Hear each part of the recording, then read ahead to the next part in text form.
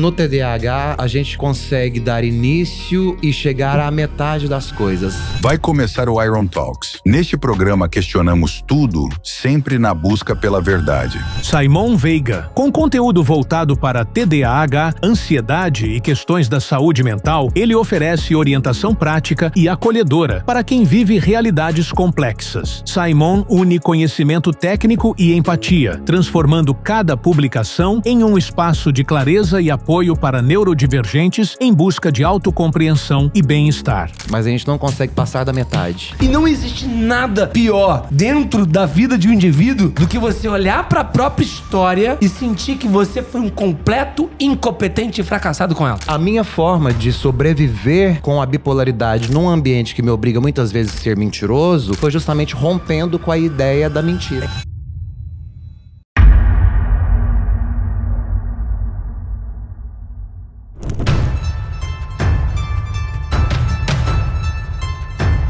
Viver é sofrer.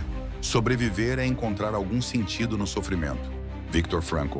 Sabe, que alegria, cara. Muito bom mesmo poder falar com você e a gente poder falar de saúde mental, de saúde emocional hoje também, porque geralmente eu falo muito de espiritualidade. Mas tá totalmente ligado. Totalmente ligado, concordo. Eu acho que se a gente for pegar a Bíblia, Jonas era meio bipolar. Jonas, ele tinha... Pedro era, né? Pedro. Tinha um transtorno de TDAH, com certeza. Ali tinha, né? Tanto que Jesus, ao mesmo tempo que fala, Pedro, feliz és tu, porque não foi homem que te revelaste, mas a presença total de Deus, tu és pedra e sobre esta pedra edifica a minha igreja.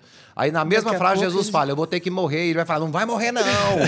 E Jesus fala, afasta Satanás. Na mesma frase, né? Nem respira. Então acho que está totalmente ligado. A gente pode pensar em escrever alguma coisa sobre isso. Uma análise. Uma análise psicanalítica das grandes personagens bíblicas. Vai ser legal. Eu acho ótimo. Ô Simon, e como é que é conviver com isso no dia a dia? É claro que a gente brinca muito com isso, até porque, graças a Deus, a gente é bem disruptivo e não nos ofende sermos nós mesmos, né? Eu sempre falo que eu prefiro pagar o preço da minha verdade do que pagar preço por mentiras. Então, eu jamais vou bancar mentiras. Jamais. Eu não consigo. Então, se eu tiver que mentir, eu prefiro não estar, não fazer, não ir, não falar. Eu prefiro pagar e bancar o que eu falo. Então, e eu vejo que você é assim também. Eu sou assim hoje, padre. Mas não era? Não era, Quem é padre. o Simon de antes? Essa pergunta é uma pergunta difícil, porque eu tô descobrindo o Simon de agora também. Mas eu, assim, vamos falar do de antes do agora. É muito legal você ter feito essa pergunta, padre, porque quando você fala sobre como é conviver com isso, como bancar isso, né? Sendo a tua verdade. Eu acho que as pessoas hoje em dia, ô padre, elas estão fazendo uma confusão muito grande sobre bancar ter um transtorno. Porque bancar ter um transtorno não é tão simples como as pessoas estão vendo por aí. Concordo plenamente. Hoje em dia, na minha opinião, padre, o que as pessoas elas não querem bancar ter um TDAH, um transtorno bipolar. O que elas querem é ser validadas e aceitas, que é bem diferente de olhar para si e falar, eu tenho um transtorno, preciso que me respeite e eu vou me posicionar como alguém que tem. Hoje em dia, eu quero falar assim, eu tenho TDAH, eu tenho transtorno bipolar. Pra, na realidade, você olhar pra mim com um olhar de tadinho. Deixa eu te ajudar, deixa eu favorecer. Justificar atitudes, ações. E eu também já fui essa pessoa. Só que esse olhar de, por favor, me aceita que eu tenho TDAH, por favor, me aceita, porque eu sou bipolar, ele é um lugar que me coloca... Ele é um lugar muito perigoso que vai me colocar numa situação de vitimismo e comiseração. É o que eu ia dizer agora, que a gente falava da romantização do sintoma. Eu não julgo, porque eu já fui essa pessoa. E aí vamos voltar um pouquinho na minha história, quando você fala sobre bancar a tua verdade, eu vivi, e eu cresci a minha infância, né? Eu venho de um lar cristão evangélico. E eu gosto de falar isso que eu vou falar aqui, padre, porque pode parecer uma bobeira, mas foram uma das coisas que moldaram muito a minha personalidade e custou demais para eu conseguir quebrar e flipar isso. Por eu ser criado num lar cristão evangélico, não preciso citar a denominação aqui, mas a minha igreja, por exemplo, não podia ter televisão. Então eu cresci sendo aquele menino no colégio que enquanto todo mundo falava dos desenhos da TV Globinho ou qualquer outra coisa, eu tinha que inventar alguma mentira sobre por que eu nunca assistia. Porque foi a forma que eu encontrei pra me defender. Além disso, eu não podia, por exemplo, eu sou apaixonado por futebol, eu não podia jogar bola. Nunca pude jogar bola. E você ser homem no Brasil, que é o país do futebol, que é a paixão nacional, e você não jogar bola com os meninos da educação física, é uma situação de bullying total. Era proibido pela religião também?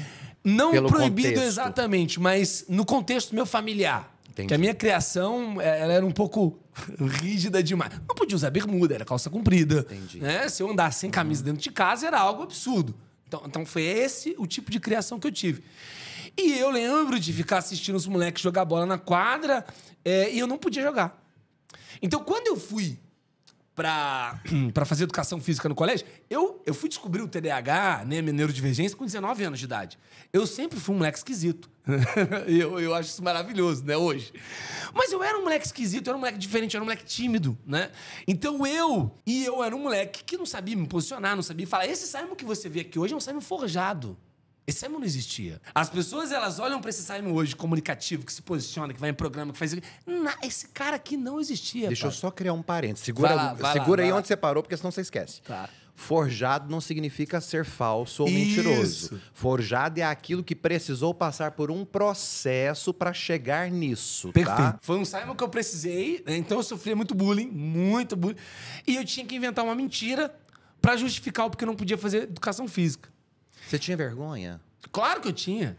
Eu saía pra ir pra igreja de terno, violino, enquanto a molecada tava jogando bola, né? E eu ia pra igreja, não podia. Contou a igreja já. Opa! Então, eu era esse menino. E não é porque eu tinha vergonha disso. Eu só queria também poder fazer aquela outra coisa.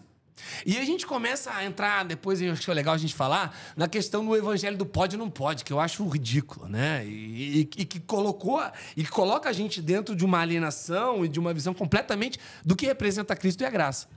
Então eu cresci isso. Não pode usar calça comprida. Não pode assistir televisão. Não pode jogar bola. Não pode. E foi isso. Esse não pode é uma desgraça Só que olha completa. que doideira. Eu inventei uma mentira e essa mentira eu sustentei até entrar na faculdade. Com qual idade? Por quê? Entrei na faculdade com 18, 19 anos. Por quê?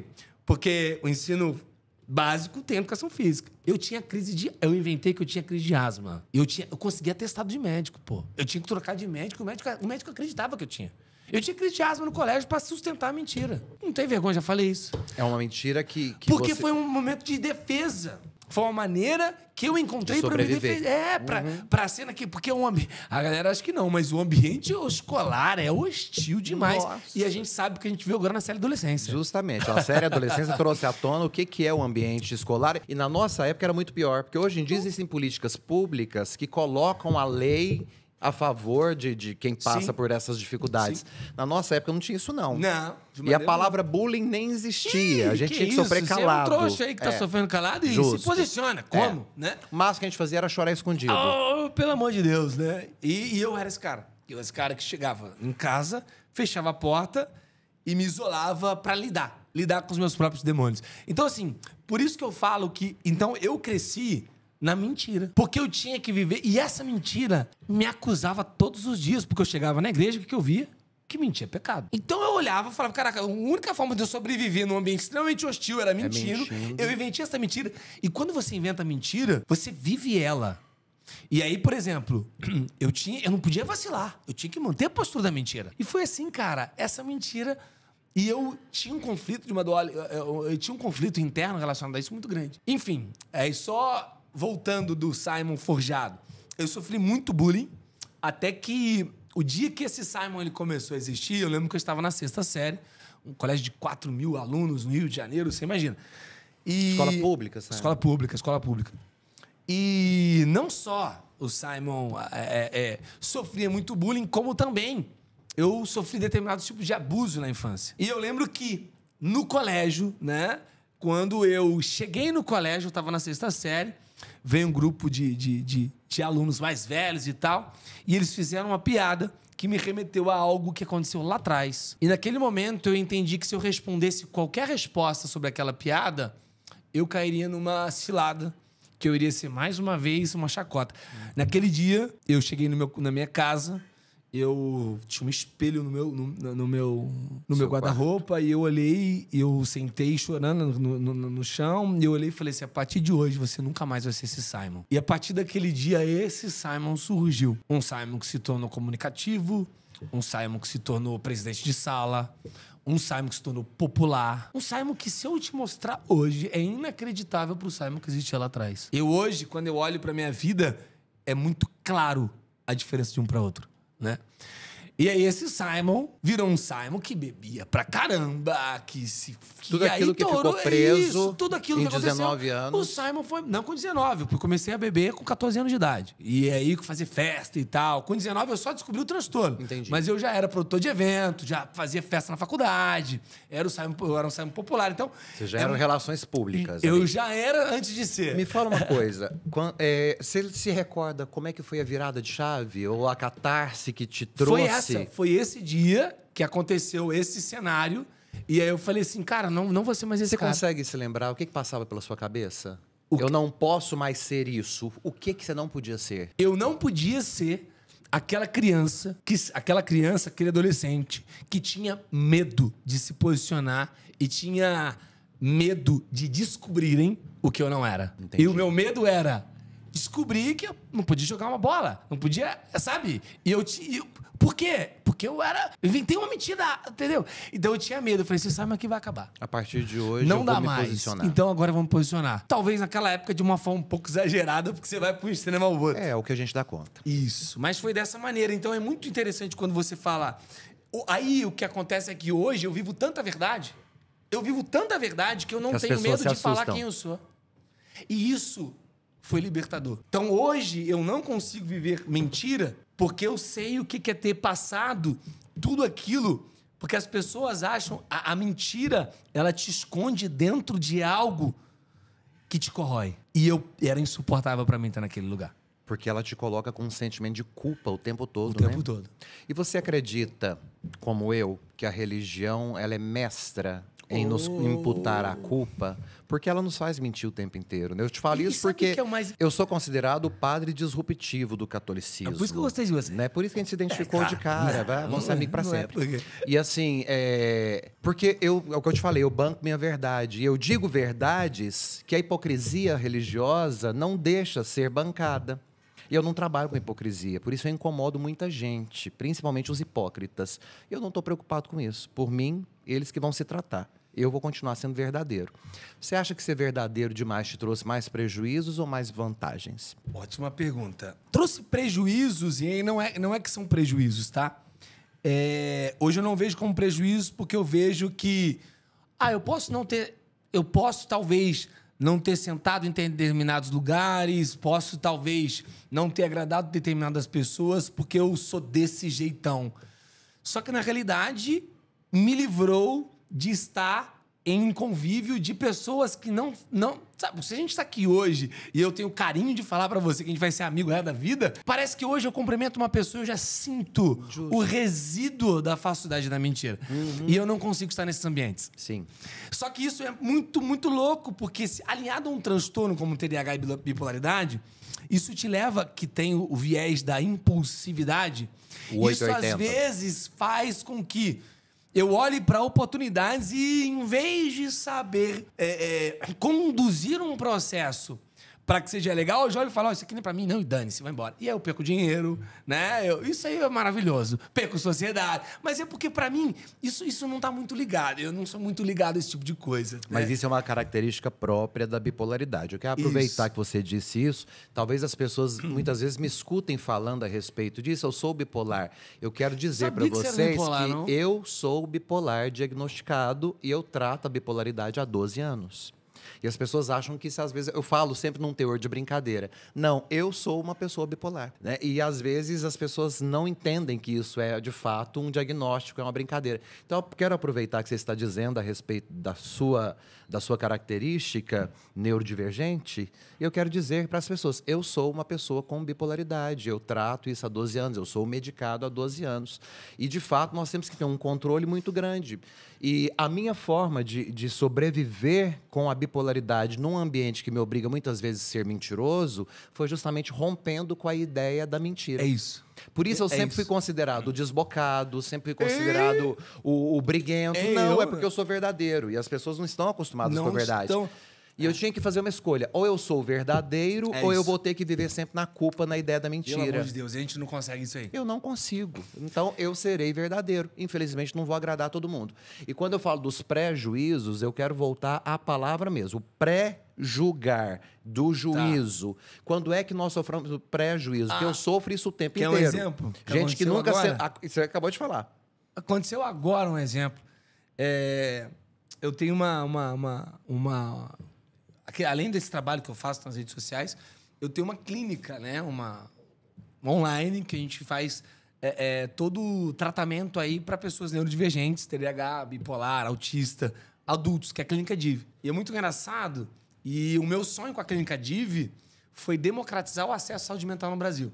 E esse é o meu sonho. Porque quando eu fui diagnosticado com TDAH, eu não tinha dinheiro para pagar meu tratamento, para pagar medicamento. Eu também não tinha. Foram 3 amigos que bancaram. Então, eu sempre tive esse desejo no meu coração de que maneira eu vou talvez conseguir criar algo para conseguir dar acesso às pessoas de maneira mais fácil a um tratamento de qualidade, né? Então, aí surgiu a Clínica Div. E eu lembro que um dos quadros da equipe, a gente teve um aporte financeiro, né? Graças a Deus, na clínica. E eu lembro até hoje que uma das pessoas que entrou no time fez uma pergunta que eu achei super interessante. Ela falou assim, mas ele pode participar das reuniões que a gente vai fazer com empresários e tal? Ele não é bipolar? Como se eu fosse um maluco que fosse chutar a mesa Justamente. Quando na realidade... Não, a gente até chuta, mas tem momentos pra isso. Mas assim, né? Quando na realidade toda a minha história de construção na política... já fui assessor parlamentar. Eu quero falar sobre isso depois. Então toda a minha história de construção, de network, de conexões, foi por eu saber muito bem me portar e por entrar nos lugares. Mas só por falar bipolar, a pessoa acha que eu já sou um o estigma, doido. né? É um estigma, né? Que é muito grande. Justamente. Então, isso acontece muito. E o estigma é tão grande que quando eu fui diagnosticado, eu me deprimi, assim, eu já era depressivo. Eu me deprimi muito mais com o meu diagnóstico de bipolaridade. Então, assim, a psiquiatra quase enlouqueceu comigo, porque eu ligava pra ela o dia todo. Falava, eu acabei de fazer isso, você acha que tá ligada à bipolaridade? Porque eu queria um estigma tão... neurótico. Eu fiquei totalmente, porque neurótico eu sou. Eu fiquei assim, super, né? A minha questão era sobre-humana. Porque existe o preconceito a respeito do transtorno. E é muito legal a gente falar disso, porque quando eu tive o diagnóstico de TDAH, eu achei legal. Eu achei cool. Eu achei até que era um superpoder. Romantizou, Tem né? um livro, né? Eita, não era pra falar isso. Mas de uma médica que disse que é muito respeitada. Eu respeito também. Claro que ela quebrou determinadas barreiras. Mas é um livro que quando eu li, eu achei que eu tinha um superpoder. Eu tinha certeza que eu era uma Ferrari, né?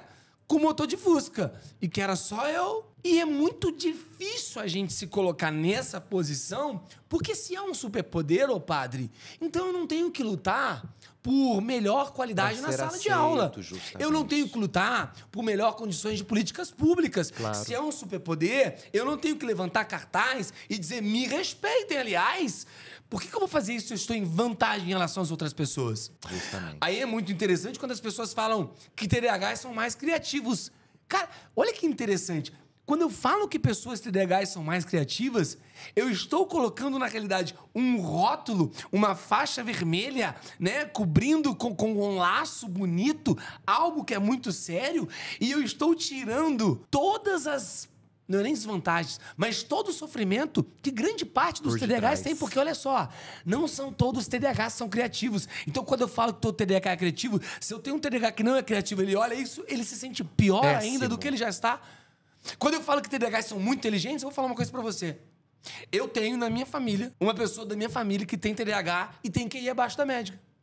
Então, como você fala pra mim que todo TDAH é inteligente? Não dá. Só piora a situação. Você tá entendendo como isso é romantizar? Ai, porque são muito inteligentes? Porque são muito criativos? Para! Até porque não passa por isso. A inteligência não passa por isso. Exatamente isso. É um outro processo a cognição neurológico. não passa pelo transtorno. E aí, padre, quando eu tive o diagnóstico de TDAH, eu achei super legal. Eu usava ele pra tomar receita Ritalina, né, na época de faculdade fazer prova. Pra ficar Fumava virado. uma ação de Marlboro, uma garrafa de café e, virado, eu usava pra isso. Por quê? Porque eu não entendi a treta que é esse transtorno. Eu não entendi. Quando eu tive diagnóstico de transtorno bipolar, a minha reação foi completamente diferente. Eu falei, meu Deus, eu preciso me cuidar. Porque ninguém acha legal ter transtorno bipolar. Não. Você tá entendendo? É. Ai, que legal, eu sou bipolar. Aonde? Justamente.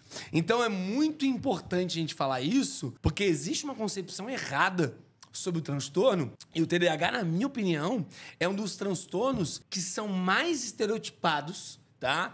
E eles são mais... Ele é um dos transtornos que é mais ignorado pela sociedade. Porque foi romantizado. Porque ele foi romantizado. Porque o TDAH é a pessoa que não esquece, esquece as coisas. Cara, não é sobre É esquecimento. a pessoa que consegue fazer várias coisas ao mesmo tempo. Não consegue, isso aí é errado, de acordo com a neurociência, para começar. O TDAH, na realidade, o TDAH ele é um transtorno que ele vai corroendo você ao longo da vida e ele vai trazendo para você um sentimento que poucos transtornos trazem, que é um sentimento de ser um eterno potencial desperdiçado. Porque a gente começa e não termina. Exato! Porque todo mundo olha para você e fala assim, nossa, mas ele tem tanto potencial. Pena que não consegue terminar. Isso. E aí você começa vários projetos e não acaba nenhum. Isso. Você tem várias ideias e não consegue. Você não consegue desenvolver relacionamentos duradouros.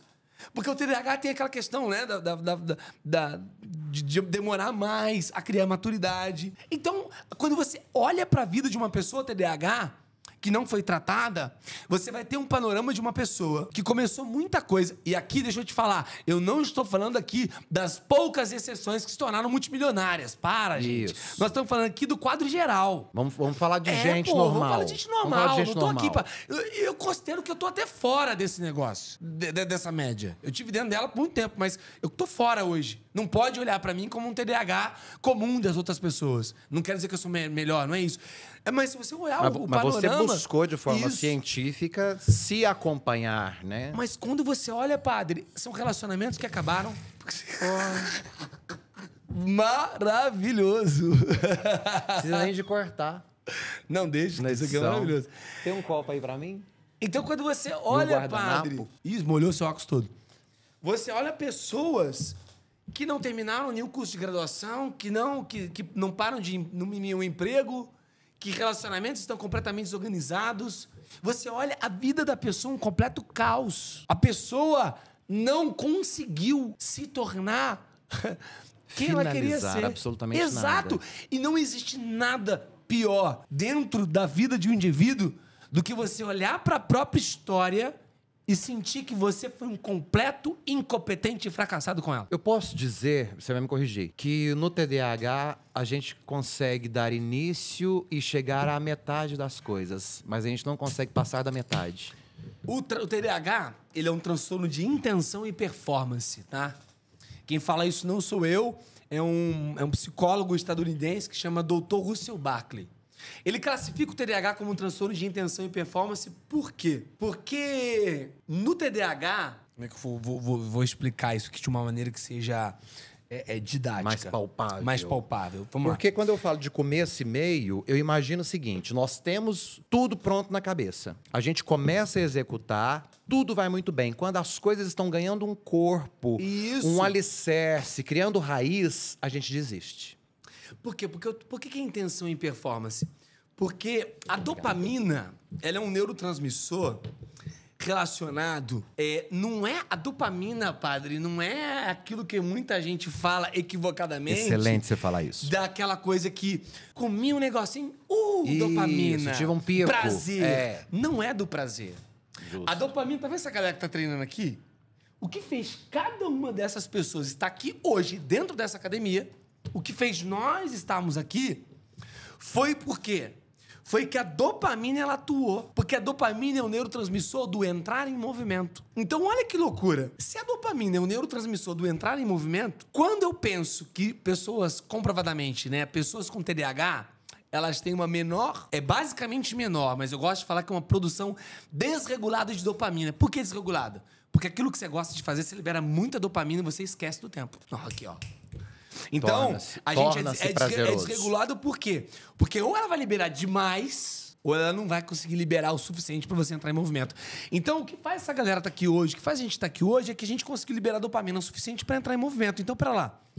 Quando eu penso em um projeto como um podcast, um talk show, seja o que for, no início, para eu conseguir ser intencional, olha que interessante, porque é muito louco isso, porque, ó, se eu quero que esse Iron Talks ele dê certo, eu tenho que ser intencional, eu tenho que performar e eu tenho que estar motivado. São as 3 coisas. Intencional, porque eu tenho que planejar, eu tenho que estruturar. E calma, olha que doideira isso. O TDAH, ele além da treta do dopamina, ele tem uma menor atividade no córtex pré-frontal, que é a parte do cérebro que eu organizo, que eu defino prioridade, que eu sei se eu vou pra cá, vou pra cá ou vou pra cá. O TDAH é aquele cara que começa pelo final, vai pro meio, volta pro início, não sabe o que tá, e aí ele se olha, tá completamente perdido, ele fala, dane-se, vou pra outra coisa. Então ele não consegue ser intencional. Ele não consegue performar de maneira clara e assertiva igual as outras pessoas. Ele tem esse déficit dopaminérgico que coloca ele com uma dificuldade de entrar em movimento quando precisa. Então a gente está vendo um cara, uma mulher que seja, que tem muita ideia, que tem muita vontade, mas que não consegue performar, que não consegue dar sequência, que não consegue se organizar para conseguir fazer e que se virou chato e tô desmotivado, eu abandono. Só que aí que tá. Na vida, qualquer coisa, chega a um platô de que eu perco o tesão e a motivação para fazer. Então eu tenho que entender sobre entrar em movimento sem estar super empolgado e motivado. E é aí que o TDAH ele entra em vários ciclos de sempre procurar motivação e começa e abandona projetos. Além de tudo, a gente tem uma dificuldade de que a gente... Me faltou a palavra agora. Quando você não dá e não consegue entender a dificuldade real de fazer tal coisa. A gente menospreza, não, subvaloriza, não sei a palavra. Mas você olha assim... Subestima. Não, superestima. Você olha e fala, não, isso aqui tá tranquilo pra mim, vambora. A gente porque isso tá relacionado a córtex pré-frontal. Por exemplo, tem uma história de um cara maravilhoso que chama Phineas Gage. Ouviu essa história? Não. Que é um cara que ele trabalhava numa ferrovia. E o trampo do Phineas Gage, ô padre, ele andava assim, e aí ele tinha que, na época, para abrir espaço nas ferrovias, eles colocavam dinamite e explodia. E aí o Phineas, ele tinha que entrar depois, quebrando as pedras que sobravam. Esse é o trampo dele. Um dia o Phineas estava lá e foi quebrar uma dessas pedras, uma barra de ferro. Essa barra de ferro escapuliu e atravessou. Um caso muito conhecido na medicina. Você postou uma coisa sobre isso. Já falei. Tempos. Lembrei da sua postagem. Atravessou a barra de ferro. E aí ninguém entendeu nada porque o Phineas levantou, mano, e foi pro hospital andando, velho. Tipo, sabe? Como assim? Ele, teoricamente, ele não sofreu nenhum dano. E aí ele virou um caso raro que os pesquisadores estudavam ele e tal. Só que começaram a perceber ao longo dos anos que o cara responsável, que o cara tranquilo, organizado e assertivo, metódico até, ele começou a se perder. Esse cara se tornou um cara que se deixou entregar os vícios, largou os empregos e o que fazia, começou a trabalhar em circo, terminou a vida trabalhando em circo. E chegaram uma vez para Phineas Gage e perguntaram para ele assim, ó, Phineas, o que você imagina e como você vê a tua vida para daqui 5 anos? Ele não conseguiu responder. Porque a parte do cérebro responsável por me fazer visualizar o longo prazo é o córtex pré-frontal, que foi a única parte atingida dele. Então, quando você... Eu ia nesse evento de coaching, nada contra os coaches, tá? Mas eu ia nesses eventos de desenvolvimento pessoal, E aí os caras falavam, enxerga a tua vida daqui a 5 anos. Eu não consigo visualizar amanhã. E aí eu me senti uma pessoa completamente... Então... A gente tem muita dificuldade com tudo isso. E você começa a perceber o quão absurdo é pra você ter todas essas dificuldades que são aparentemente fáceis, tá? De serem resolvidas. Que basta você sentar e estudar.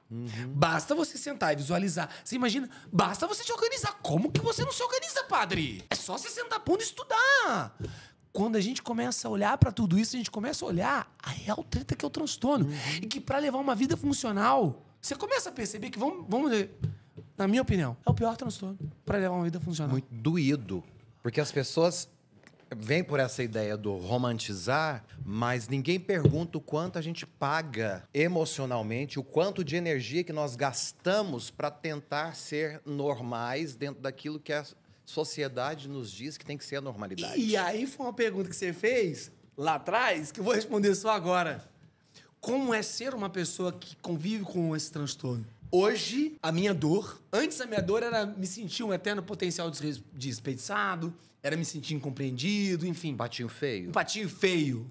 Por que o patinho feio? Porque, padre, nosso manual de usuário é a sociedade. É a sociedade. São as pessoas ao redor. Agora, que é normativo. Então quando eu olho pra sociedade, eu não me encaixo com o que tá ali, o errado, o ET, o patinho feio sou eu. Então, foi isso que eu senti a minha infância inteira, Sim. a minha vida inteira.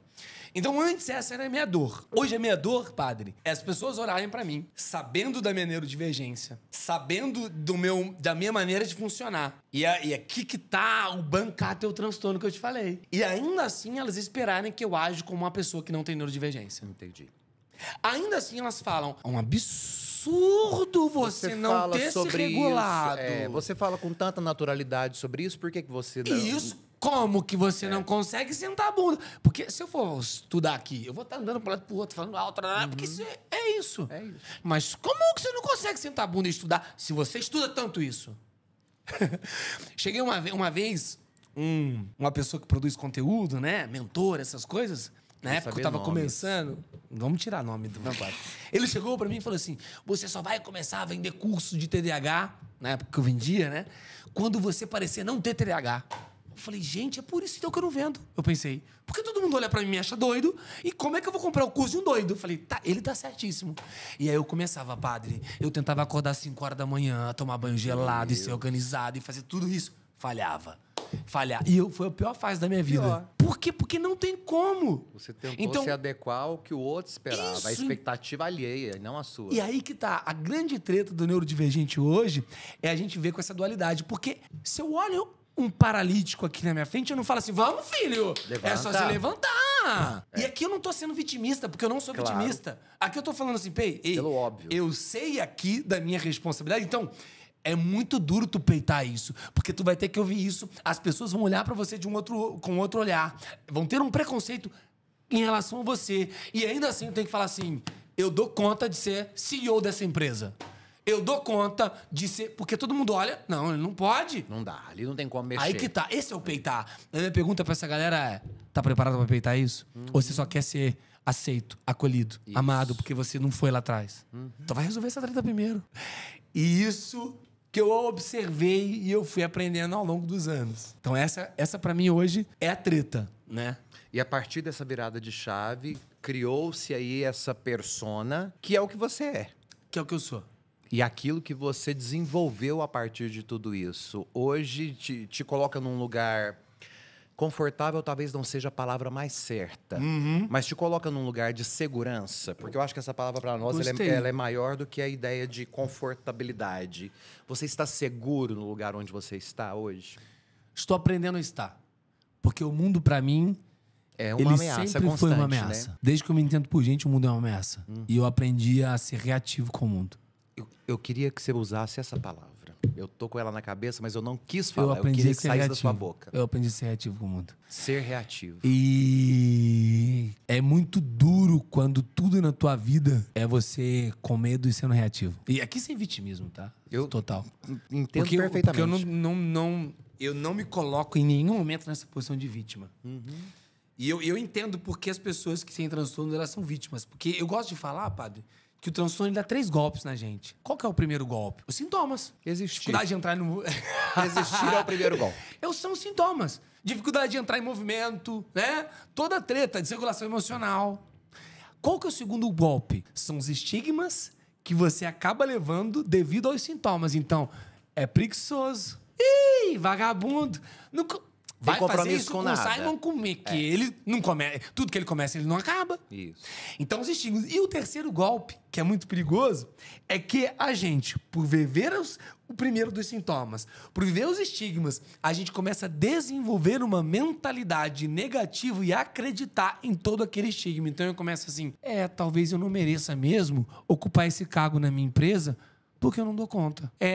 Talvez eu não consiga mesmo ter um relacionamento tranquilo porque eu sou essa pessoa. Aí que tá a treta. Então aí eu entro sem querer num sentimento de culpa e de comiseração. Aí eu me torno, não é pra mim. Nanana. O mundo se tornou escuro, ameaçador. E aí eu tô ali completamente desesperado. Então, e você viu a maneira que eu falei? É um caminho natural. Que leva as pessoas que sofrem de um transtorno. Por acaso você passou por uma fase em que você teve que mendigar atenção de forma subentendida, por exemplo? Faz 2 meses que eu parei. Assim... Até semana passada.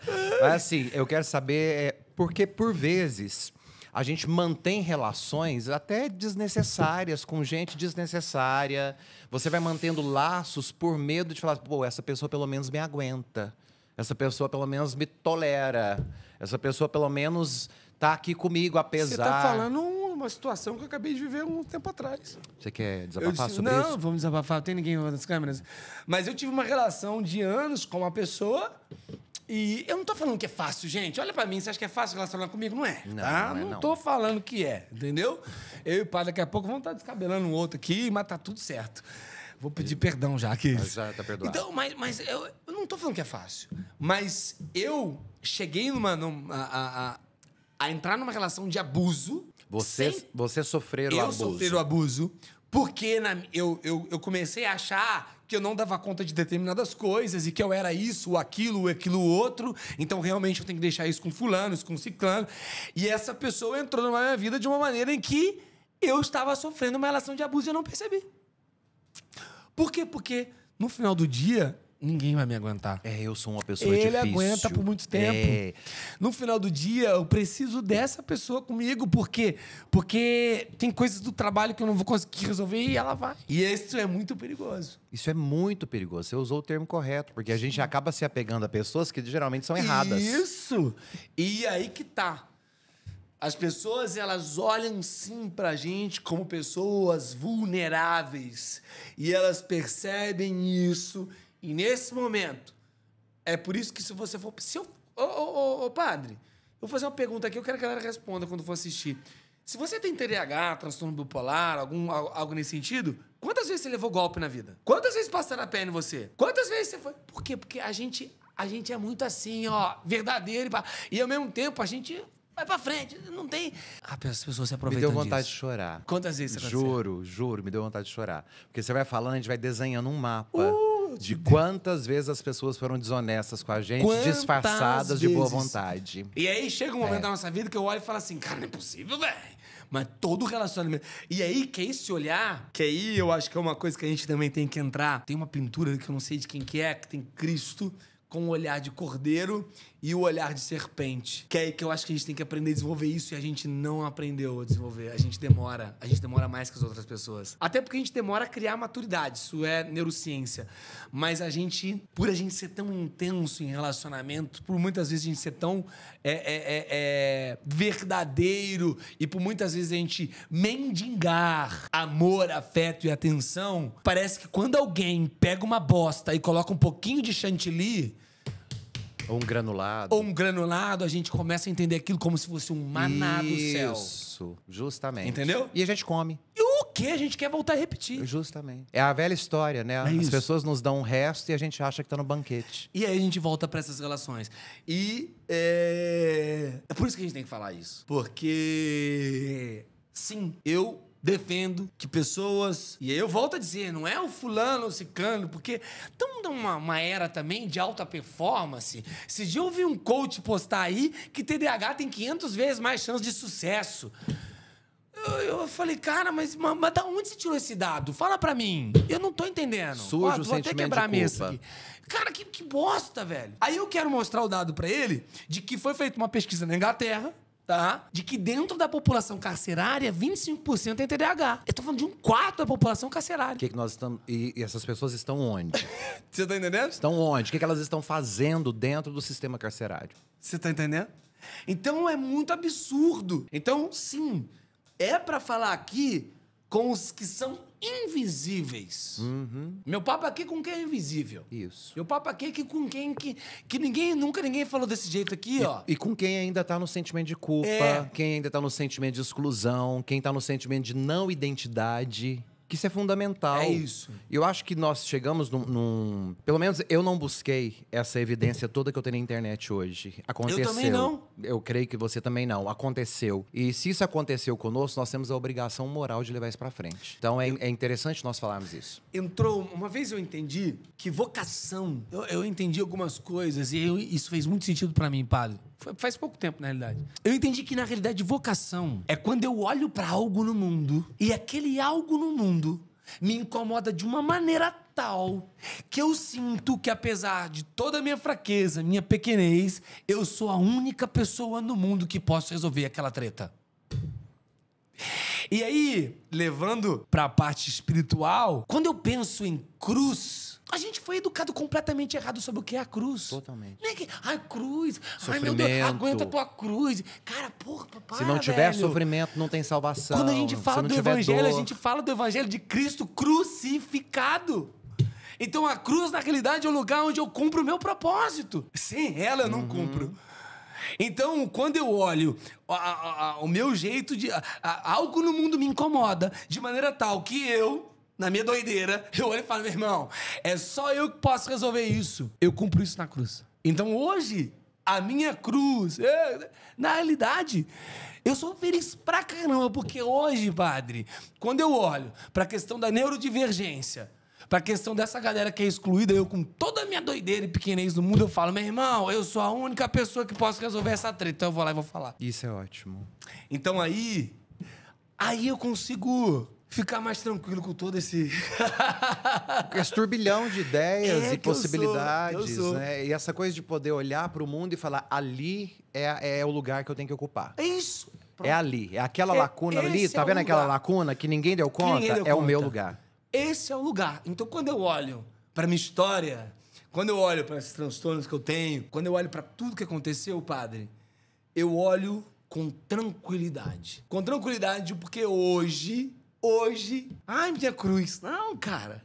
Hoje eu entendo que a minha vocação é ocupar esse lugar, tá? E aí eu respondo, né? Nossa, né? Que pretensão falar de vocação. Mas eu fico olhando assim, cara, se eu fui convencido pelo evangelho, por que Deus não me levou ainda? Porque eu tenho que cumprir alguma coisa aqui, porra. Claro. Né? Porque E senão aí- ele tinha e me aí- levado. E é Ó, interessante frisar isso, porque você fala o tempo todo de ser convencido e não convertido. Não fui convertido, eu fui convencido. Porque a conversão, ela é passiva de mudança a qualquer momento. Exato. Agora, quando você é convencido... Agora, a convenção, não. Porque o evangelho não é sobre você mudar. Não. É sobre você ser transformado. Mudar Sobre e você transformar é se completamente identificar. diferente. Justamente. É completamente diferente. Ser transformado é você se tornar algo que você não era. E aí, quando eu entendo isso...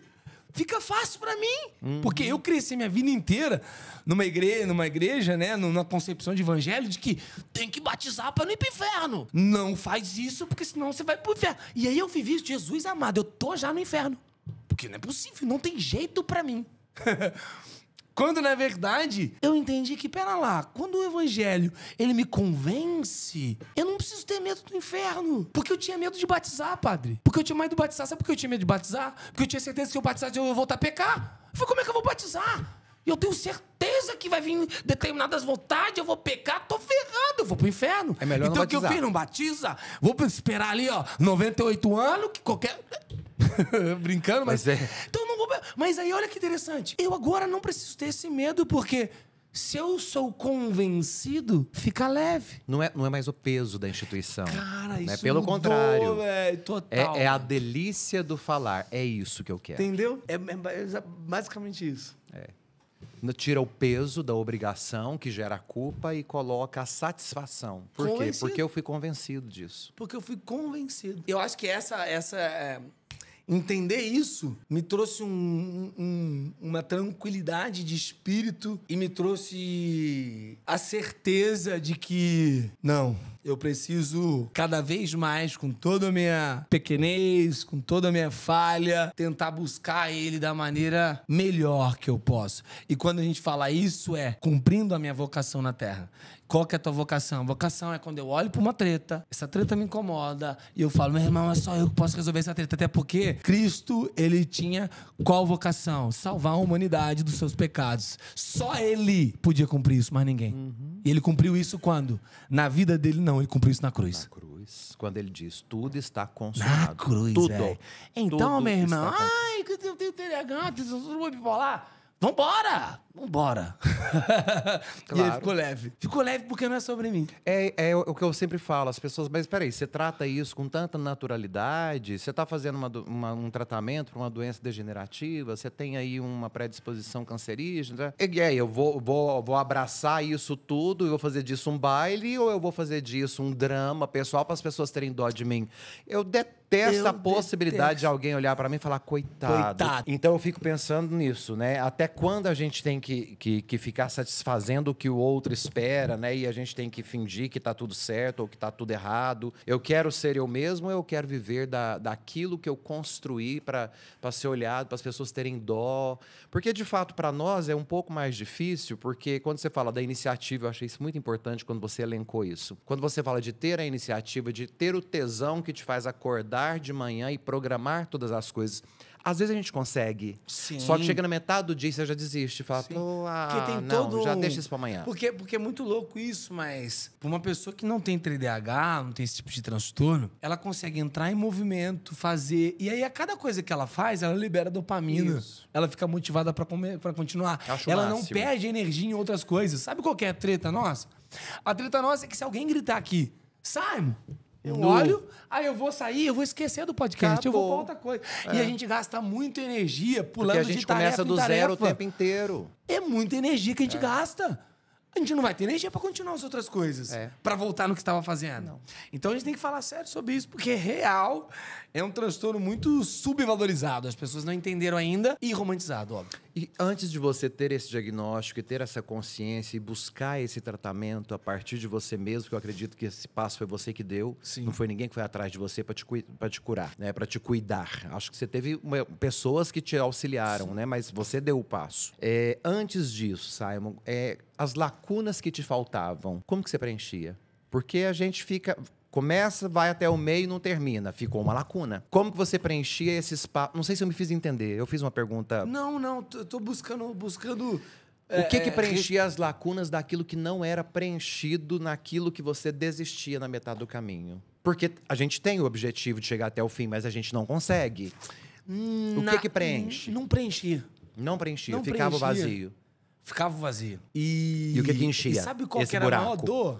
Eu era e sou muito sonhador. E eu percebi que essa questão de você ser uma pessoa que sonha incomoda a galera. Porque às vezes eu falo uma coisa que eu sonho com tanta naturalidade que o pessoal olha e fala assim, mano...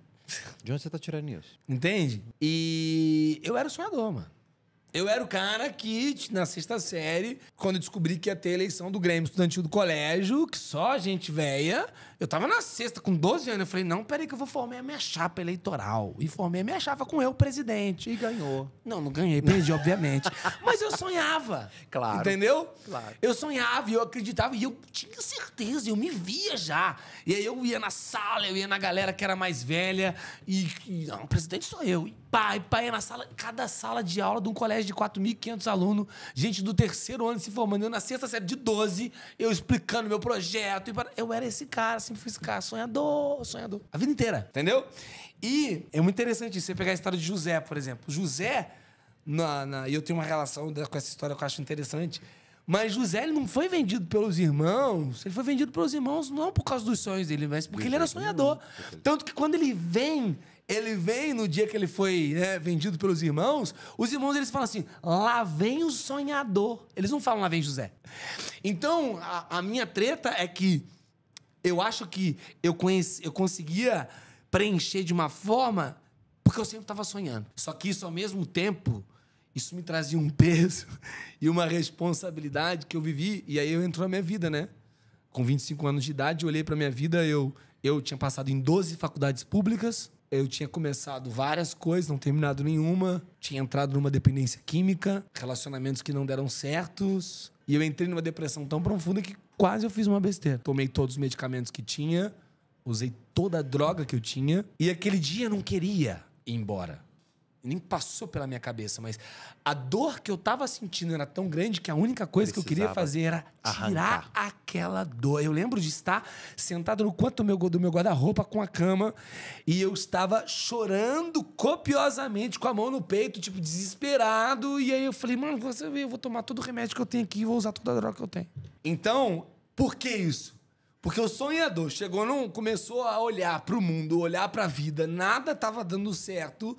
Desesperei. E foi aí que a gente descobriu, né? O TDAH. Que retomei o diagnóstico com 19 anos. O transtorno bipolar foi 2 anos depois. E foi aí que eu comecei a entrar numa jornada de autoconhecimento, de busca por me entender. E eu até hoje, se você perguntar, não entendo como é que eu tô aqui. Eu só tô. Isso é bom. Isso é importante, porque você não deixou de sonhar, apesar da dor, apesar do sacrifício. E aí entra uma coisa, que eu já sentei em lugares. Eu já sentei com pessoas que lá atrás eu lia livro deles, eu só assisti na televisão e eu nunca imaginei que eu sentaria. E aí entra aquela coisa também, né? Que eu aprendi muito isso. Eu aprendi que não basta eu trabalhar duro, não basta eu estudar demais, que vai ter lugar que você só vai sentar se for pela graça. E é isso que eu entendo pela minha vida hoje, porque eu fui o cara que estudei um monte. O cara que fez um monte de coisa e que ainda assim não conseguiu terminar nada, não conseguiu fazer nada. E chegou no fundo do poço, no pó, deu tudo errado. E aí, de repente, eu falei, que doideira é essa, velho? Tô aqui. Essa loucura que dá Me defina graça. Graça! E eu não sei te responder, mas vamos lá, vou tentar, tá? Vou com a minha... Eu tô na frente de um padre aqui, meu Deus. Você... Não, esquece o padre. Tá. Pensa só no psicanalista.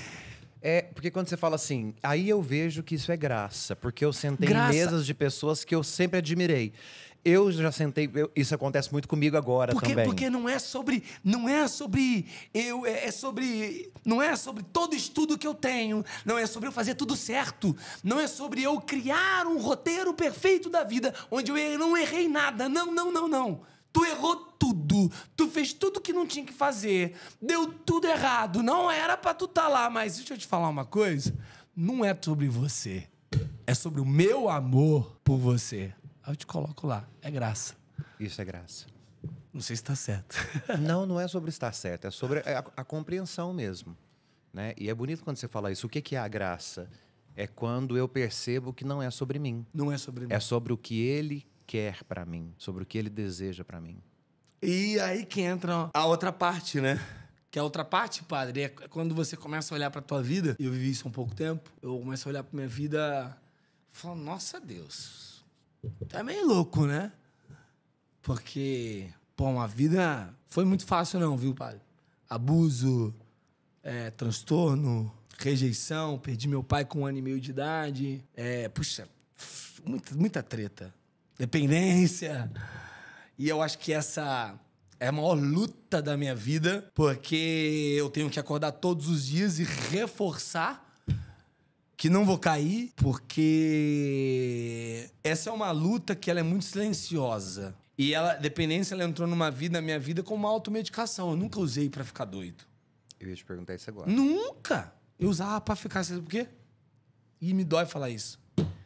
Eu usava pra ter os meus momentos de transcendência. Pra se sentir leve. Eu lia a Bíblia. Eu colocava pregação. Eu sentava com um amigo meu pra tomar um esquinho, pra usar e pra falar com ele sobre coisa que eu não conseguia falar com ninguém. Eu usava pra respirar. Então, quando eu vejo tudo isso, né, eu falo assim, cara, quanta doideira, né? E no lugar de eu olhar pra minha vida e colocar, por que eu? Eu falei, ainda bem que fui eu. Porque foi isso que me deu legitimidade pra estar onde estou. Porque você só é ouvido, ou se eu fizer um paralítico andar, o que eu nunca vou fazer, eu acho, né? Não vou fazer. Ou se eu tiver passado por processos que outras pessoas estão passando e ainda assim ter conseguido superar esse processo. E você então, ainda bem, cara. respondeu a pergunta anterior. Como que você preencheu suas lacunas? É isso. A droga foi isso, né? Ah, com certeza. A droga foi pra isso. É porque você perguntou na fase da adolescência. E na adolescência você não tinha isso? Não. Não tinha eu fui, vícios, não tinha... Não. Na adolescência, eu comecei a beber cedo, mas era isso. A droga ela entrou pra mim na minha vida com 20, 21 anos. Ah, tá. E foi até os 26. Na pós-adolescência mesmo, até a fase adulta. Isso. Foi ali que ela entrou. Preencher, era isso. A droga ela entrou pra preencher esse espaço. Então Que era um você, espaço você que aí- carregou o vazio da adolescência toda até essa fase. Isso. E aí, o que acontece, padre? Ela entrou e ela preencheu esse lugar de transcendência. Que aí eu vou mais além. Há 2 anos eu faço um tratamento com o Dr. Pacheco, psicólogo, psicanalista. E eu sempre fui da TCC. E eu percebi que eu entendo tudo de TCC, porque eu estudo TCC, é minha área de atuação. Até que eu cheguei pra ele e falei assim, 2 anos e meio, isso. Eu falei assim, doutor, é o seguinte, eu tô vindo aqui, não é o Simon do TDAH, pelo amor de Deus, não me olhe como TDAH. Não me olhe como bipolar. E eu não me venha com TCC. Não porque eu sei todo o caminho pra eu não cair e eu, Isso. apesar de, considero que você para quando você toma decisão e você passa longos períodos, mas você ainda assim pode ter lapsos. E eu tinha, de tempos em tempos, determinados lapsos. E eu cheguei pra ele com total... E eu tenho total humanidade de falar isso, não tenho vergonha nenhuma. Eu cheguei e falei assim, eu não quero ter esses lapsos. E na TCC eu sei todo o caminho. Eu sei o que eu tenho que evitar, que é o ambiente, eu sei todo o passo a passo e eu ainda tenho esse lapso. E aí é muito interessante que numa atividade que a gente fez, né? E aquele dia me marcou muito. Ele disse pra mim, falou assim, Simon, nesse desenho que você me apresenta, em todos esses anos de experiência que eu tenho dentro da psicologia e dentro da psicanálise, você foi o único que desenhou um rio que a curva do rio voltava para o norte. Norte representa transcendência. Subida. O que você busca é aquilo que transcende. Então, quando você não... Ele falou isso, eu nunca vi isso. É o primeiro. Por isso que me marcou. Então, quando você não completar essa lacuna daquilo que está no alto, a gente não vai resolver essa treta. E é por isso que eu entrei numa busca maior nos últimos tempos. Te deu uma virada de chave. Me deu porque eu entendi que enquanto essa lacuna não for preenchida, eu vou buscar um momento que transcende. Ô, Simon, e... É loucura, né? Não sei. Não é loucura, pelo contrário. Isso é muito real, muito tangível até. Porque quando você fala, você consegue desenhar isso de uma forma consciente até. Né? Não é nem inconsciente, você traz isso com muita consciência, com muito pé no chão. Voltando um pouquinho nessa história toda, me veio uma curiosidade psicanalítica também. Vai lá. Você acredita que nesse contexto familiar, quando você disse que perdeu seu pai com 1 ano e meio, Claro. você acredita... Você tem quantos irmãos? 2 irmãos. 2 irmãos. Eu sou o mais novo. Você é o mais novo de Sim, todos. tem um irmão, o Anderson, tem 46 anos, e a Kelly com 45. Anderson, Kelly, um abraço. Qual é o nome de sua mãe? Minha mãe é Maria. Maria, igual a minha. Um beijo, Maria. Guardando o devido respeito, porque as pessoas não são obrigadas a saberem e darem conta de tudo. Mas Claro. o quanto você acha que a sua família te ajudou ou te prejudicou nesse processo de descoberta, de aceitação e até mesmo de agravamento do transtorno? Eu te digo isso porque muitos que vão nos assistir agora podem estar passando por isso e a família não consegue identificar, ajudar e às vezes até atrapalha. Como que foi contigo? Com todo carinho e amor do mundo, pela Sim. minha mãe, pelos meus irmãos. Na realidade, eles nunca entenderam. Até porque, padre, eu saí de casa com 17 anos. Pra morar sozinho, pra fazer Mesma faculdade. idade que eu.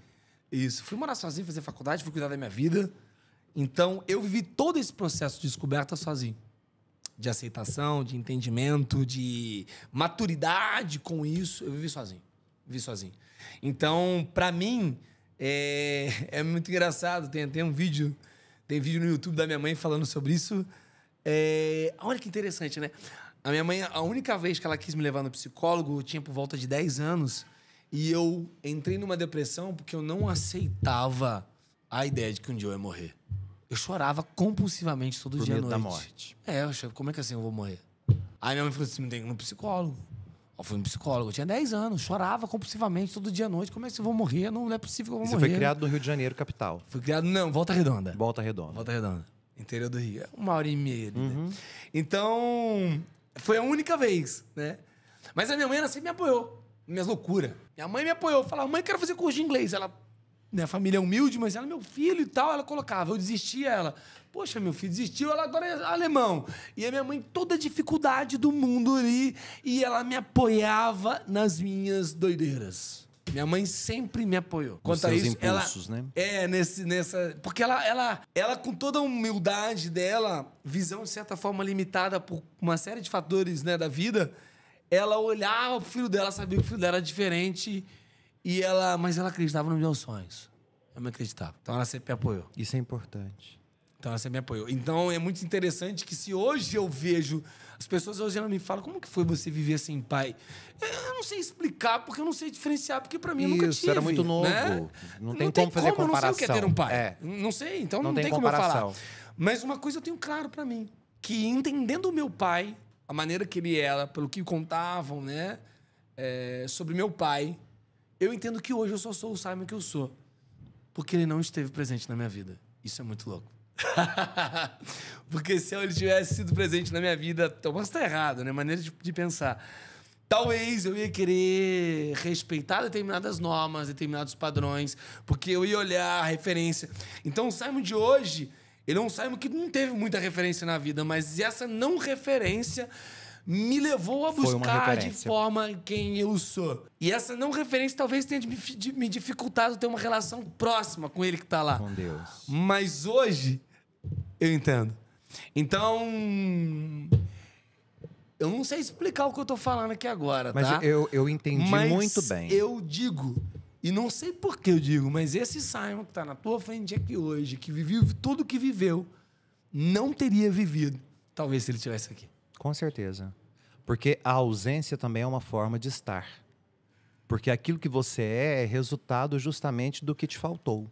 Exatamente. Né? E se tivesse tido, você não conseguiria ter construído o que construiu, porque o excesso de presença também adoece. E talvez fosse uma pessoa, pelo que você disse, poderia ser uma pessoa rígida, sim, uma pessoa que te traria num cabresto, sim, que seria opositora àquilo que você construiu. E olha que eu já vivi no cabresto, né?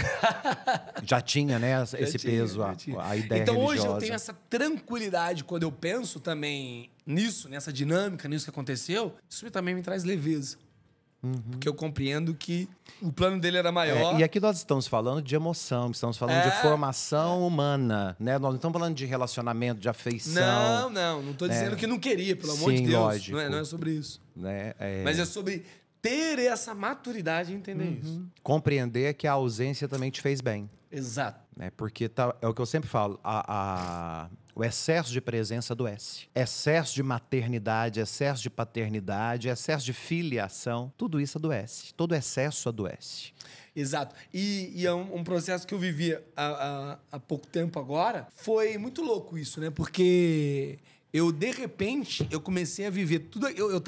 Eu tive no final do ano passado, eu tava dentro do Uber. E aí começou a tocar uma música. E essa música começou a me fazer refletir sobre o que eu estava vendo na minha vida. Eu estava morando num apartamento num bairro nobre de São Paulo, que eu nunca imaginei que eu moraria. Eu tinha acabado de estrear uma peça de teatro no Teatro Frei Caneca, com um teatro lotado, que eu nunca imaginei. Eu estava com um talk show de uma grande produtora, com grandes pessoas indo lá. Esse seu que lado eu eu nunca desconheço. Imaginei. Pois é. Eu tinha acabado de vender a minha empresa por alguns milhões, né? Uma parte dela. E eu dentro comecei a pensar isso. Eu falei assim, caraca, peraí, mano. Tu se deu conta que você já tá vivendo tudo aquilo que você sonhou? E eu não tinha parado pra me dar conta disso. E quando eu me dei conta disso, padre, me veio um vazio. Entendi por que me veio um vazio. Porque eu tava vivendo tudo aquilo que eu sempre sonhei e faltava algo. Eu tava vivendo tudo que eu sonhei, tudo que eu almejei e faltava. Aí eu entrei numa loucura. Eu falei, não, peraí. Será que eu preciso de um? Na realidade, aí terminou o Frei Caneca, me ofereceram o Teatro Bradesco pra 2.000 pessoas. Eu falei, não, então, será que é porque eu preciso estar com 2.000 pessoas? Não. Será que é porque na realidade eu preciso de... E eu falei, não, cara. Eu tô vendo o que eu sonhei e nada disso preenche. Nada preenche. E aí eu vejo uma outra etapa, que foi entender... Que aí entra também a parte, né, espiritual. E aí, na realidade, eu venho com o Arthur Schopenhauer pra gente falar aqui. Que é quando eu vivo na ânsia pelo que não tenho e no eterno tédio pelo que se tem. Essa é a treta. Sempre vivendo na ânsia pelo que ainda não tenho e o eterno tédio de quando eu tenho tá chato, eu quero mais. E aí eu entendo que felicidade... Ué, peraí. É uma construção, é um objeto... É o quê? Entende? E esse é o grande dilema da humanidade.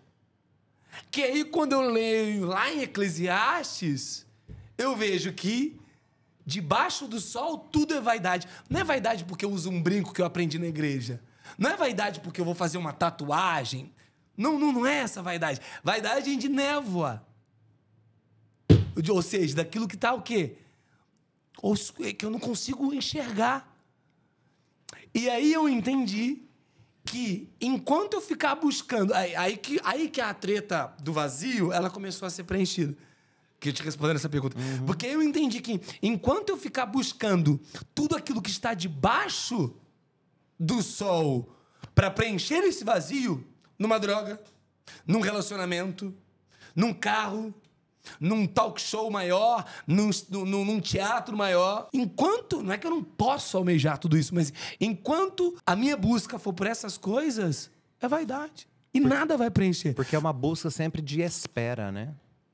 Não é a busca por aquilo que é real, mas é o esperar. Então, porque assim, né? Salomão foi o cara mais megalomaníaco que já teve na Terra. O cara era muito louco, velho. Ele era doido. A galera olha Salomão como se ele fosse um cara... Não tô falando que não é. Mas a gente começa a ver onde estava o coração de Salomão, né? Na verdade, se Salomão fosse tão grande, o reino não seria de Davi, seria de Salomão. Porque quem é lembrado é Davi, não é Salomão. Inclusive, a gente pega onde estava o coração de Salomão. Quando você olha... Por que na Bíblia fala do tamanho do templo que ele construiu, mas também fala do tamanho do palácio de Salomão, que era 40 vezes maior do que... E do número de mulheres que ele e do tinha. número de mulheres. Então, assim, aí que eu entendi que eu posso ter a mulher que for, o relacionamento que for, até sempre vai faltar. E sempre estar na ausência. Aí eu falei assim, meu irmão, não é sobre isso aqui. Porque, olha isso, eu vivi isso. Não é que eu vivi grande coisa, mas para um menino de onde sair, eu já tava vendo que eu sonhei. E aí eu falei assim, Simon, vamos tentar buscar, então, naquilo que você faz, no teu dia a dia, nos teus relacionamentos, nas pequenas coisas... Talvez você entender aquilo que transcende, porque aí você vai... E eu tô nessa busca, tô nessa construção e nessa... Porque aí eu preencho aquilo que falta. A construção, o processo da construção, claro, né? porque não é fácil, né? Não é mesmo. E bancar a construção exige de nós muita coragem. Exato. Principalmente quando a gente consegue ser verdadeiro e bancar o peso de ser verdadeiro, né? Numa sociedade que está acostumada com a hipocrisia. Exatamente isso. Uma sociedade que está acostumada a camuflar dores, camuflar escolhas. E né? é bíblico também, né? Deus não quer nada que é oculto. Até porque tudo que está oculto um dia virá. Ele faz questão de depois, né? Será colocado debaixo do sol. Exatamente isso. E se tem uma coisa que eu penso hoje em dia, quando eu vejo algumas críticas, espera, porque no tempo certo isso vai ficar debaixo do sol e as pessoas vão ter que engolir muita coisa. E não é porque eu fico torcendo para as pessoas... Não! Não, assim, até torço. Mas assim, mas é porque é natural. É natural. A vida é isso, a vida é ciclo. E a gente estudando um pouco de história do mundo, de formação da sociedade, basta a gente ler um pouco para entender... Está repetindo. Tudo que já aconteceu é mera repetição. É mera repetição. Tudo é repetição na vida. Então... A gente sabe como que a gente que estuda, pelo menos, sabe como que vai terminar muitas coisas. Né? Então, não é profecia. Eu não preciso ser um profeta do Apocalipse para poder dizer as coisas. Não basta eu ter um pouquinho de inteligência e estudar, né? Para saber dar uma opinião assertiva e voltada para aquilo que é real. E aquela coisa, né? Se a gente for observar, a história se repete desde Adão e Eva. O tempo inteiro. O tempo inteiro. Né? E por 2 motivos, né, padre? Por 2 motivos que eu aprendi também... É que eu acho que a Bíblia, eu fui aprender a ler depois, que eu li de uma maneira muito, né? Não literal, mas de maneira muito religiosa demais, né? Cara, quando eu li na parte... Quando Caim matou Abel, que Deus se apresenta para Caim, ele faz 2 perguntas. Essas 2 perguntas me mataram. Me mataram. Porque eu vi que eu tava todo errado. Falei, nossa, mas você tá pior do que você imaginava. Falei, tá tudo errado, Simon. Porque a pergunta que Deus faz para Caim é... Onde você está que não na minha presença? Eu falei, eita, que eu tô bem falho. E a segunda é, onde está o teu irmão? Padre, a gente vê um noticiário na televisão de uma mulher na tua cidade que perdeu o filho numa enchente, num assassinato. E a gente faz o quê? Chato, vou colocar o Denilson Show. Isso, passou. A hora que eu falei assim, meu Deus, tá tudo errado. Eu olho pra isso tudo e eu não sei... Eu quero tudo, eu almejo todas as questões, o teatro, a vender a empresa, o talk show... Mas aí, onde está o teu irmão, Simon? E se Cristo chegar para mim e perguntar onde está o irmão, eu não souber responder... E eu acredito piamente que essa seja a métrica. Para mim, é essa a métrica. Do grande juízo. É duas coisas. Essa pergunta, eu tô aprendendo a conviver com ela, mas onde está você, se não na minha presença? E a segunda onde está o teu irmão? É isso para mim, cara. Porque é tão bonito se dizer religioso, se dizer adepto disso e daquilo, né? Pregar correntes ideológicas dentro da religião, porque agora tem muito isso, né? Nós chegamos num ponto de imbecilidade que até a religião hoje tem vertentes. E dizer, né, essas coisas todas com o peito cheio, né? Porque eu sou praticante, eu sou assim, eu sou daquele jeito. Mas e o outro? Então, diante dessa sua persona tão religiosa, onde é que entra o outro? E é muito duro a gente... Porque a gente foi vivendo uma vida... E eu falo, né? Eu fui me transformando e aos poucos eu fui perdendo isso e nem percebi. Antes, se alguém me mandasse uma mensagem... Não tem vergonha de falar isso, não. Eu falo mesmo. Antes, se algum seguidor me mandasse uma mensagem... Hoje eu não consigo responder todo mundo, né? Impossível, mas se me né? mandasse uma mensagem, eu já ficava... Hoje em dia, eu passo a mensagem, às vezes... Falo, eita, Sam, calma, pelo menos olha. Já que você caiu pra você, olha. Né? E a gente vai perdendo esse tato. Pelo vai quê? mecanizando. Por tudo que é vaidade. É vaidade. Tudo que está... Tudo que é névoa. Tudo que está na névoa, tudo que está embaçado diante de nós. Tudo que está embaçado. E você... comentou comigo uma vez a gente conversando a respeito da sua experiência na Canção Nova. Ah, maravilhoso. E eu não aprofundei. A gente pode falar sobre isso? Claro. Como eu disse, né? Eu sou cristão vindo da corrente evangélica, né? E assim, não vou mentir, padre. A igreja e a criação que eu tive, ela tem ainda, né, muito preconceito com a igreja católica. Questão dos santos, a questão do Papa. Tem gente que acha que o Papa é a besta, não sei o quê. E eu entendi que a besta não é nem... Besta, na minha opinião, é... mentalidade, modo, comportamento. É isso. Quando ela fala de que é número da testa aqui, pra mim é aquilo que muda a tua mentalidade, isso. muda o teu comportamento. Aí que não é que é besta. Não é nada de... Meu ponto. Não sei se é isso ou não. Mas enfim. E tem gente que tem todas essas coisas, né, ô padre? E, cara, só pra você ter noção, na minha família a gente atravessava a rua se passasse na calçada da igreja católica. Não podia. O quê? Tá doido? Passar na calçada? Isso é coisa de doido. Era um templo assim. O quê? Só que é coisa do coisa ruim. E aí, Deus é doido. Deus é doido. Pra mim é muito doido. E aí, padre, eu virei amigo sem saber. Assiníssimo. Do Carlos, um amigo meu que eu fiz em Curitiba, que foi o que me encontrou em casa. E Carlos era católico. E Carlos era sobrinho de um padre muito conhecido, né? E eu comecei a conviver e morar na casa do Carlos. E a criar esse relacionamento com esse padre ali. Conheci, tal. E a partir disso, né, eu comecei a fazer amizades dentro da igreja católica. E dentro das amizades que eu fiz na igreja católica, tinha uma comunidade católica, tem ainda, que chama Colo de Deus. Que eu sou apaixonado pelas músicas da Colo de Deus. Se tocar Yeshua aqui, eu acho, meu Deus, eu choro, entendeu? É. E, cara, eu comecei a fazer amizade e comecei a frequentar os eventos da Colo de Deus. Os eventos da Colo de Deus. Nunca tive um entendimento muito grande sobre santos, sobre essas coisas da igreja, porque pra mim era muito complicado. Era até um tabu pra você, um tabu até, né? E eu já tava frequentando a igreja, já tava sendo, né? Eu ia na missa, em coisa e tal. E aí eu fui num evento na Canção Nova. Tô no evento na Canção Nova, padre. E aí ia ter um momento que começou a vir na minha mente. Sai daí de onde você tá. Eu falei, vou sair a nada. Mas não é uma voz falando, eu só nas minhas... Uma intuição. Isso. Ou sai de onde você tá. Eu falei assim, sabe, você é muito doido, né? Porque eu converso e respondo comigo mesmo. E aí eu falei, ixi, sai daqui. É ótimo que a gente fica sozinho muito à vontade quando tá sozinho. Eu nem sinto que eu tô sozinho. Pra mim tem uma multidão de gente que tá aqui, também, eu entendeu? tenho um público. Tem uma galera. E aí eu falei, sabe, você é muito doido. Até que eu fui pra um canto. Não sabia o que ia acontecer. E a hora que eu chego nesse canto, padre, entra Jesus Eucarístico, é assim que fala. E naquele momento, padre, eu senti o que nunca senti em todos os anos dentro da igreja evangélica. Que nunca senti em nenhum templo que fui. Aquele momento que começou a entrar Jesus Eucarístico, eu comecei a me envergonhar de quem eu era. Só que não é se envergonhar com culpa. Não.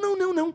Eu senti vergonha de quem eu era e, ao mesmo tempo, eu senti alguém me abraçando e me acolhendo. Então, eu vivi uma dualidade do negócio que eu não sei explicar. Porque eram 2 sentimentos em um. Ó, me arrepia quando eu falo disso. Eram 2 sentimentos em um, cara. E aí foi Jesus Eucarístico entrando, ele foi entrando. E eu comecei a viver aquilo. Eu falei assim, gente, que doideira é essa? Pum, de joelho. Comecei a chorar. Compulsivamente. E eu saí leve, de uma maneira e com uma certeza de que naquele momento, apesar de todos os anos de igreja evangélica, e não é que eu não possa sentir lá, porque depois eu senti, mas a primeira vez que eu entendi que talvez eu tenha sentido o Espírito Santo foi num ambiente em que a minha vida inteira eu achei que não era legal, que não era correto e que eu tinha todos os preconceitos do mundo. Foi lá dentro.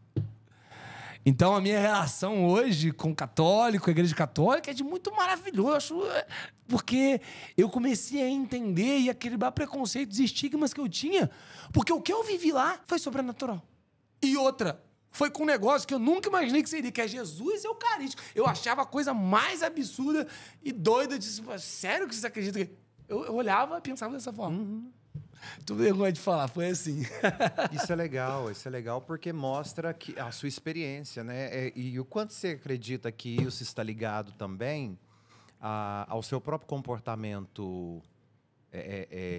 Neurodivergente? Não quero falar de neurodivergência, quero falar de comportamento psicoemocional. Como assim? Fala Porque mais. nesse momento em que a Eucaristia, a gente chama de passeio com o Santíssimo Sacramento, né, no ostensório, esse momento é um momento que traz para nós essa ideia mesmo, né? É Deus passando no nosso meio. Para mim foi muito importante e eu comecei a entender, olha só, que muitos desses ritos da Igreja Católica, eles são interessantes porque eles me fazem acessar algo palpável que é muito difícil você acessar e entender no mundo real. Ali eu tive um entendimento e um sentimento que me faz total sentido, porque o ser humano ele precisa dessas conexões.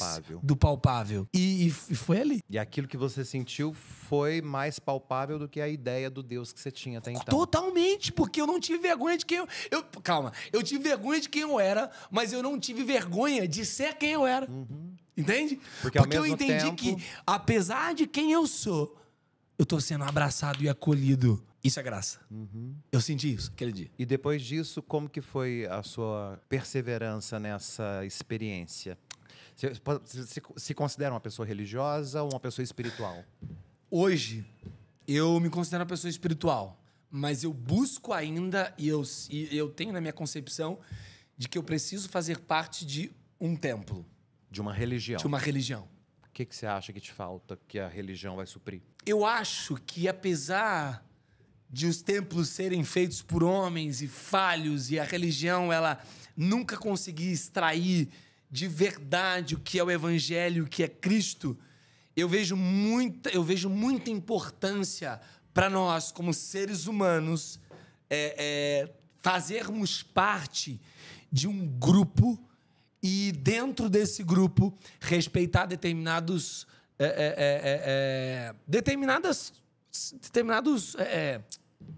como é que eu falo? Ritos. Eu acho que faz parte. Por exemplo, padre, vou dar um exemplo aqui. O dia que eu acordo de manhã e não ajoelho e não oro, eu sou uma pessoa completamente chatinha.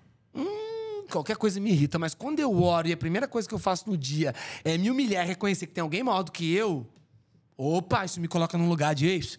Opa, dá uma seguradinha. Vai ficar irritadinho por quê? Então eu acho que é importante fazer parte. Apesar de eu achar que todas elas nunca vão conseguir extrair, posso estar falando besteira, mas nunca vão conseguir extrair de forma verdadeira o que é o Evangelho, o que é Cristo, porque é feita por seres humanos. Fazer parte de um grupo, me entregar a um grupo, ser melhor dentro do grupo, buscar melhorar, desenvolver as pessoas, ter paciência com este grupo, isso me torna mais humano e me traz... Porque Jesus fundou uma igreja. Ele não tinha 12 apóstolos? Então, pera lá, se ele não quisesse fundar e não quisesse que a gente fizesse parte de um... Não estou dizendo que tem um ou outro melhor, não é isso. Sim. Mas na minha comunidade, concepção... né? Se ele não quisesse a comunidade, ele teria feito Exato. sozinho. Nós precisamos de viver em comunidade. Porque olha só, olha, vamos voltar. Onde está o seu irmão? É dentro da comunidade que eu vou estar perante Cristo e é dentro da comunidade que eu vou responder a segunda pergunta, onde está o seu irmão? Fora dela, eu não faço parte do corpo de Cristo. Porque eu entendo que no Velho Testamento, a igreja ela era casada com Deus. No Novo Testamento, nós somos a noiva. Se nós somos a noiva, eu preciso estar fazendo parte. E é isso que eu tenho na minha concepção. Então, não sei ainda, estou buscando, mas eu tenho isso para mim como total certeza. E o Novo Testamento deixa muito claro todas as perguntas do Antigo, porque Jesus responde a todas. Quando ele diz, todas as vezes que fizerdes isso ao menor de todos, é a mim que o fazeis. Como que nós vamos te reconhecer? Por quê? Porque eu tive fome e me deste de comer.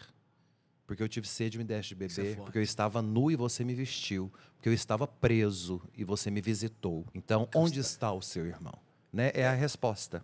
Então, Jesus é a resposta para todas as indagações do Antigo Testamento. Ele responde. Quando ele finaliza a sua vida, na última ceia, ele vai dizer, né? Eis que eu vos dou um novo mandamento. Amai-vos uns aos outros como eu vos amei. Não como o mundo vos ama. Porque o mundo é passageiro. Nossa, isso é uma pancada, né? É. Porque amar como ele amou... Ou seja, É tá duro. no alto da cruz, escutando, Nessa. sendo escarnecido, e olhar para Deus e falar, perdoa-lhes, porque eles não sabem o que fazem. Eles não têm consciência. É difícil até de compreender. Mas o objetivo de ser cristão é esse, né? Perdoa-lhes, eles não sabem o que fazem. A gente dá conta disso? Eu, particularmente, não dou. Não, mas é sobre isso. Ele não disse que era pra gente dar conta disso. Mas é pra gente entrar nessa busca todos os dias. E eu acho que E essa maneira ele sabia Claro que a gente não ia dar sabia. conta. Lógico que sabia. Porque, tanto que ele vai deixar muito claro, né? Não interessa o ponto de chegada, interessa o caminho. Então, o quanto você se dispôs a caminhar, não é o quanto você chegou, nem onde. É o quanto você se colocou no caminho. Então, quando você fala da sua busca, essa busca pela pertença... Não é nem minha busca, eu até gosto de corrigir isso, porque eu acho muita petulância e arrogância falar minha busca. Não é busca minha porcaria nenhuma. É ele que arrombou a porta da minha vida e falou, filho, vem cá. Entendeu? É que eu busco alguma coisa. Que arrogância falar que eu aceitei Jesus. Como assim eu aceitei Jesus? Que isso? Ele que olhou pra mim e falou, vem cá. Apesar de você, vem aqui. Jesus, eu para, filho. Não tem isso, não. Ele diz no Apocalipse, eis que estou à porta e bato. Se alguém abrir, eu entro. Então, assim, ele não obriga ninguém a nada. Eu bato. Eu te dou a chance de vir. Se alguém abrir, ele deixa muito claro. Se alguém, ou seja, existe a possibilidade de não abrir, de não querer, né? E ele não vai dizer, se você não abrir, eu vou te jogar no inferno. Ele vai dizer, se alguém abrir, eu entro e sento. E juntos cearemos. Ele não fala a respeito do contrário. Ele fala da possibilidade de recebê-lo. O Zaqueu hoje me convence. Que seja isso. Que seja o Zaqueu. Né? Hoje eu vou jantar na sua casa. E o mais curioso é que o evangelista não fala o que eles conversaram. Nada. Só fala que ele passou para dentro. Porque o que interessa é a intimidade de Zaqueu com Deus. Não o que as pessoas querem saber. Isso aí. E é muito louco porque... Aí tu entra na resposta. Porque, cara, Deus, ele tá querendo essa intimidade com a gente. Ele tá querendo intimidade. E foi difícil entender isso. Tem uma parte na Bíblia, eu odiava ler, que é quando ficava falando de geração, genealogia. Eu falava, gente, mas por que colocaram genealogia? É tão chato isso aqui. Depois a gente nem lembra quem é esse povo. Depois eu entendi, é porque Deus tá deixando claro uma coisa. Eu me importo com cada um de vocês e sua intimidade. Ele tá falando pra gente assim, eu me importo com cada um da tua genealogia. Eu tô citando cada um deles aqui. Eu entendo, isso é intimidade. O dia que eu entendi isso, eu fiquei quieto. Eu tô mostrando pra você que antes de você, eu já me ocupava de você. Porque é o seu nome de quem veio antes de você. Exato, gente. Isso é... Né? É a intimidade. É a intimidade. E é bonito, porque os evangelistas, eles mostram muito isso. Né? Voltando no caso de Zaqueu. Por que que o evangelista termina a narração falando de Jesus, então, entrou para a casa de Zaqueu? Né? E depois não fala o que eles conversaram, não fala o que teve, o que não teve. A mesma coisa quando ele está em Betânia, na casa de Maria, Marta e Lázaro. Conta ali que houve uma ceia, mas não fala o que conversaram. A gente não percebe esses entrelinhas, né, padre? Mas é porque o evangelista deixa claro, a intimidade diz respeito a você e ele. não aos espectadores. Porque o que não falta é gente querendo saber. Alô, estou aqui agora Isso. fazendo uma doação. Isso. Não faz merda nenhuma o ano inteiro. Aí chega na Páscoa, distribui ovos de chocolate, né? E filma. E, bom, cada um faz o que quer. Não tô julgando, mas assim, é porque eu tenho mania de julgar. Deus perdoa. Mas é justamente isso, a intimidade, né? E quando a tua mão direita doar, que a tua mão esquerda não saiba. Né? Isso é intimidade. Isso é intimidade. Quando for rezar, entra pro teu quarto. E o teu Deus que vê aquilo que é oculto te dará a recompensa. E o teu quarto é a tua intimidade. É ali quando você sentou diante do seu espelho, Simon, quando você era pequeno, e falou, a partir de hoje, eu não aceito mais estar neste lugar de vítima. Isso foi forte. É a sua intimidade. Ali, né, eu particularmente acredito, dentro dessa possibilidade da fé, que você teve a grande retórica de Deus, de segurar na sua mão, então levanta que a partir de agora começa outra história. Nossa, agora você me pegou pesado. Né? É ali no teu quarto, né? Entra para a tua intimidade. Então foi ali diante do espelho que Deus te falou, levanta que a partir de agora é comigo. Não tem mais nada para falar. Que bom, tá magnífico. Obrigado, cara. Obrigado por isso. Tá doido? Que oportunidade maravilhosa. Muito bom. Agora eu te conheço há 100 anos. Há 100 anos a gente já tá aqui. Eu há 153. Maravilhoso. Sabe, obrigado. Eu quero que as pessoas te sigam na rede, acompanhem seu trabalho. Como que eu faço para isso? @simon.veiga. Fala como que é Simon. SAYMON. Simon.veiga. É isso. Simon com Y, não é Simon no inglês, é o Simon. Isso. É o Simon o português pop, entendeu? Que ele dá um negócio e coloca um Y. Sei, é o Simon. Isso. Acha que é chique, meter um Y no meio, Legal. então bora. É nós aqui. É a cara de Volta Redonda. De Volta Redonda, não tem jeito.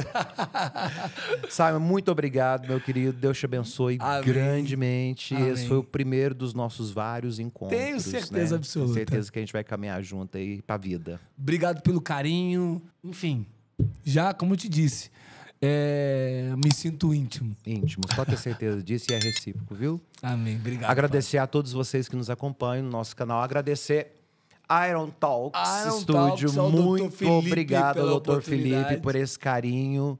Muito obrigado por ter sido esse sinal de ponte entre o Simon e eu. Muito obrigado por proporcionar pra gente esse encontro maravilhoso e disponibilizar a sua equipe pra gente. Muito obrigado, Simon. Obrigado. Faremos mais vezes. Que Deus te abençoe também. Tenho certeza. Obrigado a vocês. Um beijo. Fiquem com Deus. Tchau. Brain Juice, o segredo para turbinar mente e corpo. Nosso primeiro patrocinador desse programa entrega o que há de mais saudável e inovador com extratos concentrados de Lion's Mane, líder mundial para a memória, Cordyceps, que eleva o foco e disposição, e o Reishi, o favorito asiático para imunidade e sono. Esse super alimento natural em só 15 gotas garante performance no trabalho, resistência nos treinos e noites tranquilas. A Brain Juice é muito bem avaliada nas redes. Por quê? Porque ela desperta o seu potencial. Use o cupom IRON10 e experimente agora esse super alimento. Continuaremos sempre na busca pela verdade. Até o próximo Iron Talks.